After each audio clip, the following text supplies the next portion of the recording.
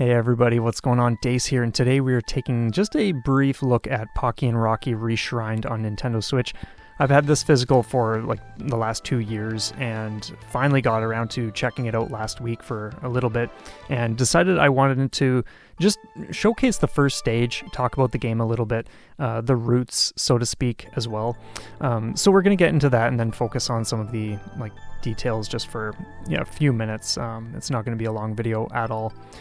So anyway, for those who are not aware, there was a game that came out called Kiki Kai Kai in 1986, with the same sort of character and the same gameplay style and all this kind of stuff. And then Pocky and Rocky for Super Nintendo came out in 1992, and then Pocky and Rocky 2 came out in 1994 on Super Nintendo as well.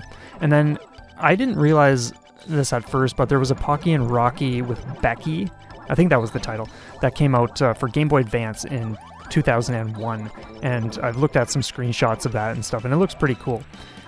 So anyway, let's just dive right into what we see here. Right off the bat, this is just phenomenal looking. Just the art is just wicked. Just what they've remade the experience to be here is just mind-blowing to me. Everything from the details of the water, that frog in the water that we just saw for a split second, the wind blowing the leaves, just everything here is exquisite. It's just there's just so much to take in, all the details. It's wicked stuff. Now, when I first booted up the other day, I couldn't really recall what these games wanted from you, so I went into it just running through and all this stuff and just fumbling all over the place and whatnot. And then I very quickly realized, when I sat down today to do this session, it kind of just came to mind, oh yeah, they want you to just position yourself, fire. Otherwise, sometimes you're running into crisscrossing lines of enemies or whatever the case is.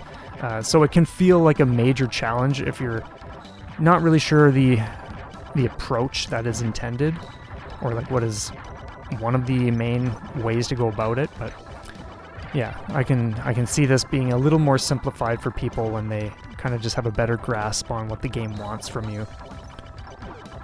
And even just things like the bubble that we have around our character, just serving as a shield, just the color choices and everything. It's just wicked. So anyway, let's get right into how it works, or at least my understanding of it so far. You've got different power levels and different weapon choices, of course. And then when you get, if you're already at the max weapon power, you get that phase we just saw where it's a short burst of time where it's just souped up and all that. Other than that, you do have this little fan thing you can wave to deflect bullets. I actually forgot about that when I was in the second phase of the boss fight we're in now. And so when all the bullets start flying at me, I was thinking, how am I supposed to dodge this? Or, what am I missing here? And then it dawned on me, oh yeah, I can just be waving them away. So that's another thing that's just super helpful to remember. But yeah, it's just, in case anyone is wondering too, if you're familiar with the game, The Ninja Savior's Return of the Warriors, or Wild Guns Reloaded, and some other ones, I think. The same people did this one. This is a small group within Natsumi. So every time they do a game, I don't recall the name of the one they're currently remaking or redoing, whatever, but it looks phenomenal, and I'm super stoked because every single time these people do a remake or whatever, it's just over the top awesome.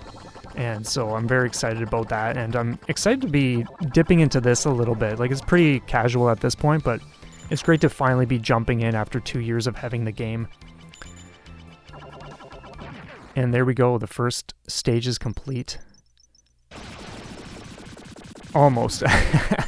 We have this guy. This phase goes down pretty quickly.